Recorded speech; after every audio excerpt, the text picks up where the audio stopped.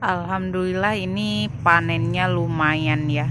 Lumayan banyak. Ini umbinya juga sudah seperti ini ya, sudah besar, sudah bercabang. Nah, ternyata ini mirip-mirip alokasia juga ya. Ini alokasia karena dia ada umbinya juga bercabang, jadi tidak utuh bulat umbinya. Ini di setiap ketiak umbi atau di setiap cabang umbinya itu seperti ini. Nah, ini banyak. Nanti ini akan saya perbanyak ya. Teknisnya atau cara perbanyaknya sama dengan jenis keladi yang lain. Nah, seperti ini. Ini yang jenis army ya, tapi yang ini besar, yang besarnya ya, yang besar, corak daun seperti ini. Dan ini memang persis seperti talas-talasan ya, karena ini bisa berkarakter besar atau kokoh seperti ini batangnya. Nah, seperti ini. Nah, ini nanti akan saya perbanyak. Ini proses pemisahan antara cabang atau tunas-tunas umbinya ya. Pemisahan dari umbi utamanya. Nah, seperti ini. Nah, ini bisa menggunakan pisau atau menggunakan silet. Nah, kurang lebih anakannya itu atau cabang umbinya itu seperti ini. Nah, ini dipisahin terlebih dahulu supaya nanti bisa lebih jelas lagi atau bisa terlihat letak mata tunasnya. Setelah sudah selesai pemisahan cabang-cabang atau tunas umbinya, ini saya sedang potong atau pemisahan umbi bagian bawah dan bagian atasnya. Nah, sehingga seperti ini. Lalu ini dibuang bagian akar-akarnya supaya nanti lebih mudah lagi saat pemotongan dan juga biar lebih terlihat jelas letak mata tunas atau calon-calon anakannya. Nah, ini sampai bersih dikurangi seperti ini. Ini akar-akarnya. Nah, kurang lebih hasilnya setelah dibuang seperti ini. Setelah sudah dipotong seperti ini, sudah dibagi dua umbi dari bagian atas dan bagian bawahnya, jangan lupa untuk diberikan antrakol atau fungisida. Nah, ini fungsinya adalah untuk pencegahan busuk pada umbi atau infeksi pada umbi yang baru saja dilakukan pemotongan. Nah, ini yang umbi bagian bawahnya tadi, ini kita sudah ambil bagian anakan-anakannya atau bagian umbi-umbi kecil cabang-cabangnya. Nah, yang seperti ini.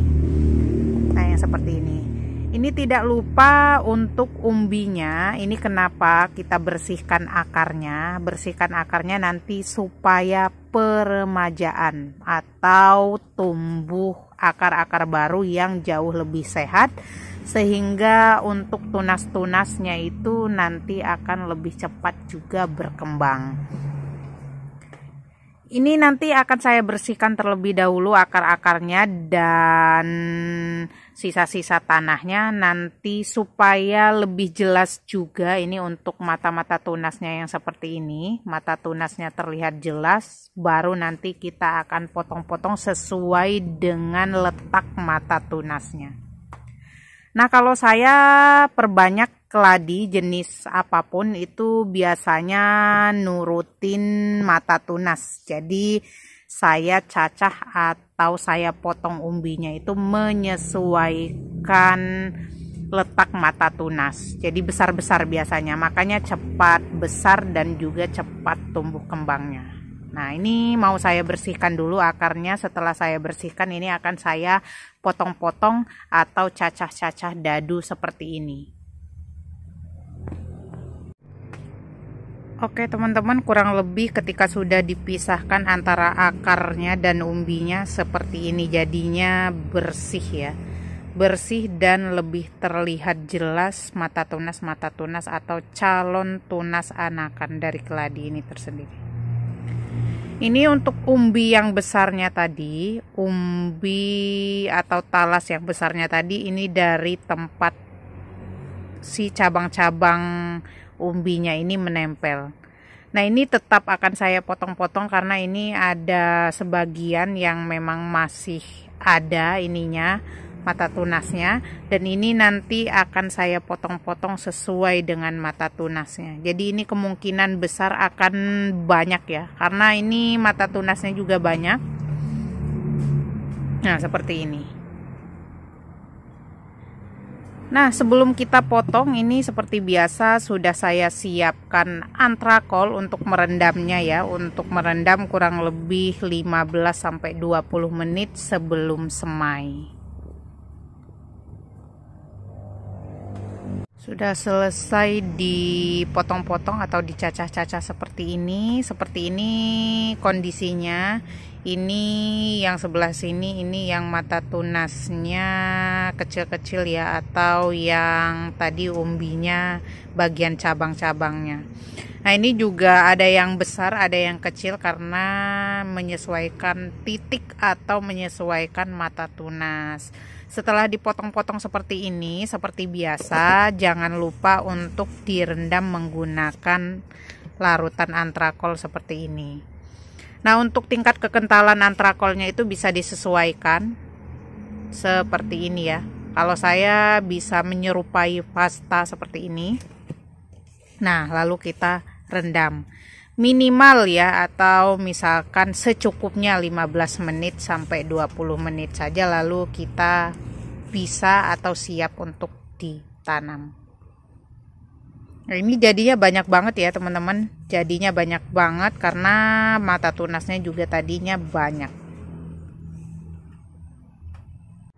Setelah proses perendaman kurang lebih 30 menit, ini saya sudah tiriskan ya di saringan seperti ini agar airnya tidak terlalu banyak ya, atau tidak terlalu basah.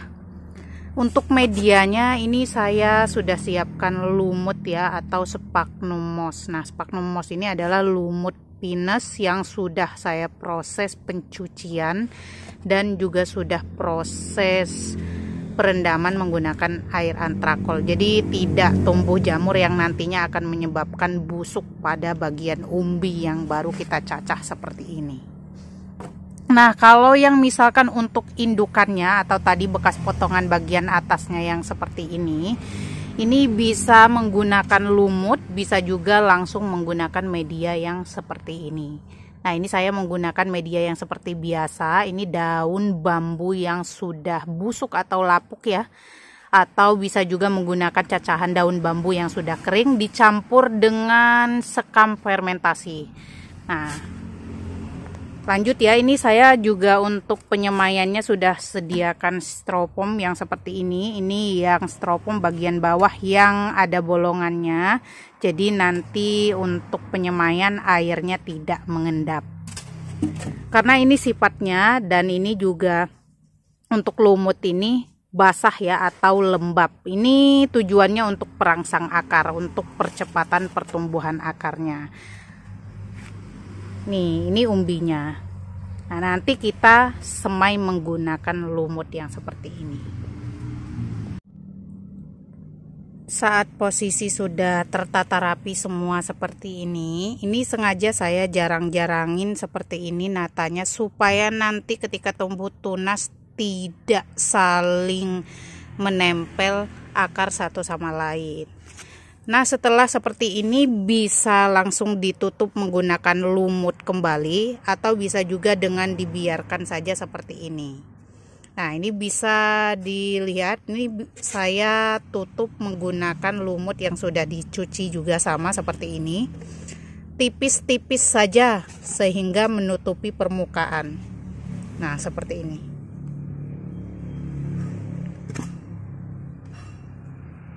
Nah, ini biasanya untuk daya tumbuh atau tumbuh tunas barunya itu sampai dengan siap untuk dipindahkan di masing-masing pot itu biasanya bervariasi tergantung dengan jenisnya. Ada jenis yang memang mudah mudah tumbuh atau cepat pertumbuhannya, ada juga yang agak lama. Nah, ini biasanya untuk jenis yang army ini cukup lumayan cepat ya pertumbuhannya dibandingkan dengan jenis-jenis yang hibrid-hibrid lain. Nah, oke teman-teman, ketika sudah ditutup seperti ini, tutup rapat, ini karena kondisi atau keadaan lumutnya ini memang sudah lembab. Jadi nanti 3-4 hari ke depan ketika sudah terlihat agak mengering si lumutnya ini, baru di spray lembut saja. Nah, ini indukannya. Ini beberapa jenis contoh yang sudah mulai tumbuh. Ini kisaran di usia 2 mingguan kurang lebih. Ini untuk kondisi ada yang besar dan ada yang kecil. Nah, ini yang sudah dipindahkan di masing-masing pot. Nah, untuk pemindahan yang seperti ini minimal sudah terlihat ada tumbuh 1 daun. Nah, yang seperti ini sudah mulai 3-4 daunan ya. Ada juga yang memang masih kecil seperti ini sudah dipindahkan. Nah, ini semua yang di sini hasil cacahan umbi ya, cacahan umbi. Nah, ini yang jenis yang tambuna juga sama. Nah, ini hasil cacahan umbi juga. Ini yang kecil-kecilnya. Terus ini juga sama, yang red sweetie juga hasil cacahan umbi. Terus ini juga hibridnya HN series juga ada yang cacahan umbi, ada yang anakan samping. Nah, kurang lebih contoh yang sudah jadi hasil cacahan umbi seperti ini ya teman-teman, di usia kisaran 2 mingguan. Oke teman-teman, semoga bermanfaat dan salam bercocok tanam.